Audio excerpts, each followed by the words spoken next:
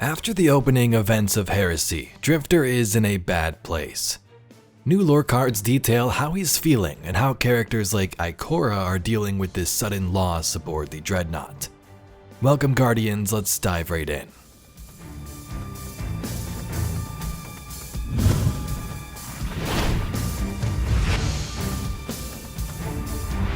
So before we jump into this new lore, this clearly will contain some spoilers for Heresy's intro.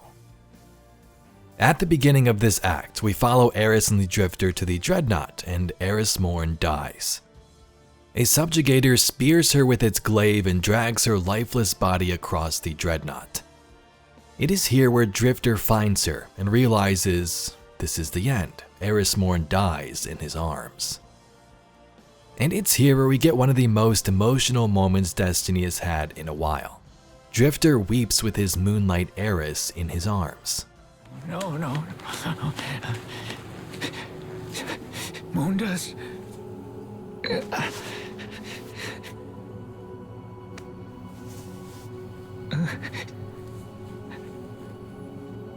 It's okay.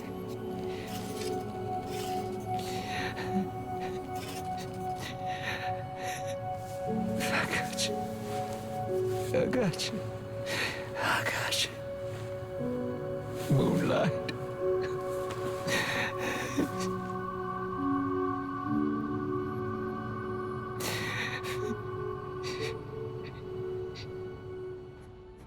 Now I have to mention that Todd Haberkorn did an incredible job here. All the voice actors of this episode from the content we've played so far has been great. And I'm not gonna lie, it did hit me in the chest when it happened. For a moment I actually thought Eris was truly dead. This character we spent so much time with in-game as a player, who's guided us to take out countless enemies and defend our city. Now Drifter and Eris have had a very heartwarming relationship over the years. We first saw them begin to tease each other with nicknames like Moondust and eat strange crawfish dinners together in the swamps of Savathun's throne world. Here's a lore card example of one of those stories. Drifter wiped the sweat off of his brow and the grin off his face.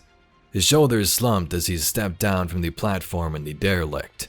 The Gambit match had ended in a hard-earned win. The next match would be in a few minutes. That's all he had.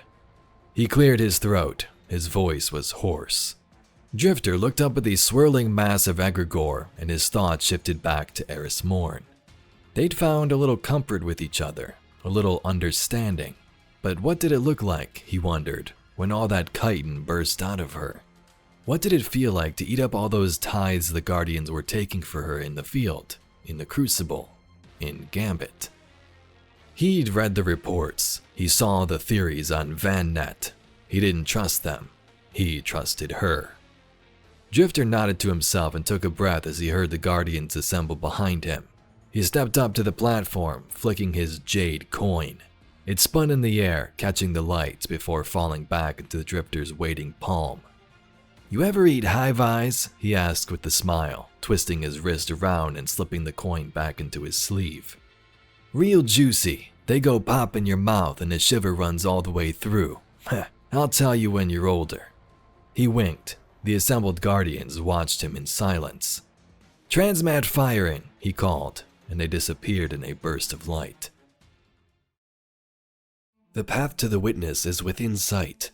We do not know what shape Riven's bargain will take, but I know that we too will not make that crossing. Drifter listened quietly as Eris spoke, her voice tense. The dark tendrils flowed thickly from beneath her bandage. "I watch as those closest to me edge toward oblivion," Eris said, her hands restless in her lap. "Ikora, Mara, I am unused to helplessness." She looked to Drifter, her mouth a tight line. When she spoke, it was in a ragged breath. "It's happening again. We will be alone in the end." Drifter stood after a quiet moment. Eris watched him curiously. He reached out and took her by the hand. She rose, following his silent urging. Then he put his arms around her. She tensed. He began to step away, unsure. But then her arms came up and she clung to him for a desperate moment. She felt the words in his chest as he spoke again. "I remember what you said. I think about it more than I should these days. What did I say? That we live in the night if we have to. We do it for what comes after. Eris nodded and sighed. The pair parted, but he kept a reassuring hand on her arm. So this is where you wish to be, she said cautiously. At the end of all things? Nowhere else? No more schemes to leave Seoul. He was quiet for a moment, then shook his head, smirking. Nah, he said, and looked into her eyes. I'd miss the moonlight. Over time, the two became closer and closer, and it's evident that they cared for each other. Bungie has done a great job so far with the tension and emotions, and Heresy's intro brought it a step further. Eris dies and Drifter is super sad. Now we of course see she lived in a throne world, but no one else knows this, and they all have to react to this news in their own ways. Various lore cards detail how characters feel about Eris Morn's death. Ikora feels guilt, and Drifter is straight up lost. We'll first start with an entry from the new Eris Apostate's chestplate lore, where Ikora expresses her anger and then thanks to Drifter while he sits there in shock. It's difficult to be furious with a man who is already hanging himself out to dry. Ikora wants to scream, "Where were you? And how could you let this happen?" Any assortment of recriminations. She knows herself better than that. Knows the sharp cut that has opened a raw wound will ebb into a burning ache soon enough.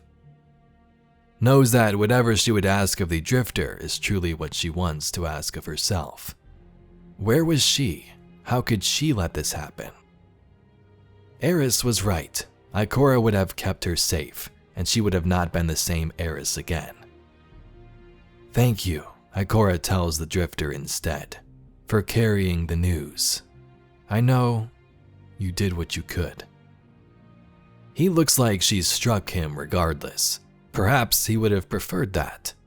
He tries, visibly, to say something, and words fail him. Words fail them both. Ikora can't excuse herself fast enough. He wanted you to yell at him, Afayuka says later. He's looking to get himself hurt. Ikora understands but isn't sure if she's helped or hindered his self-imposed penance.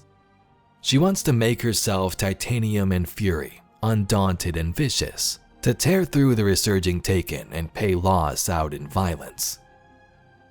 But she is too used to squashing it down, and now more than ever she cannot leave her post. With responsibility has come the weight of age. Instead, for a little while, Ikora lets herself have sorrow. In the Abyssal Edge sword card, Drifter roams through the Dreadnaught trying to deal with this loss. It's like nothing he's ever faced before. The Drifter walks the gloaming halls of the High Vessel, past the pulsing bioenergetics of multiple living systems. Over the comms, he can hear his best remaining friend tearing chitinous bodies to shreds with sheer will. The ship and its inhabitants are occupied. He stumbles along, past pillars that could be ribs, past something that gibbers and gestates but otherwise ignores him. Why did he have the gall to be surprised? He should have stayed with the ghostless. Those were his people. Tomorrow is never guaranteed for them, and he rarely got attached. Leave the gods alone. He has broken all his rules. His mind moves to the infernal machine he carries as the hull of his ship. Thoughts sifting through everything he owns, artifacts of the city that might help.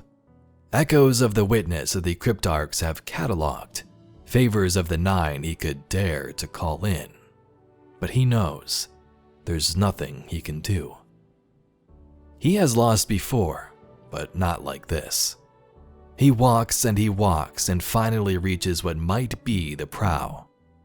He imagines this might have looked out over Saturn at some point, where the king's body had once drifted.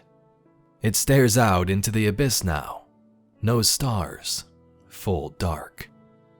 There's a hollowness in him, too, that might be pain or anger. He's not certain. he holds on to it because she doesn't even have that anymore. So through lore cards like these and some dialogue in-game, we can see where Drifter is at mentally. He's lost things before, but nothing compared to this. He's grown super close to Eris over the years, and now she's just straight up gone in his view. So it will be interesting to see how he reacts when she returns. And until then, how will he guide the Guardian along with these feelings, and what are the goals we're trying to achieve? But anyway, Guardians, if you'd like to see some more Destiny news, lore, and mysteries just like this video, please be sure to subscribe to the channel. I thank you very much for watching, and I'll catch you all in the next video.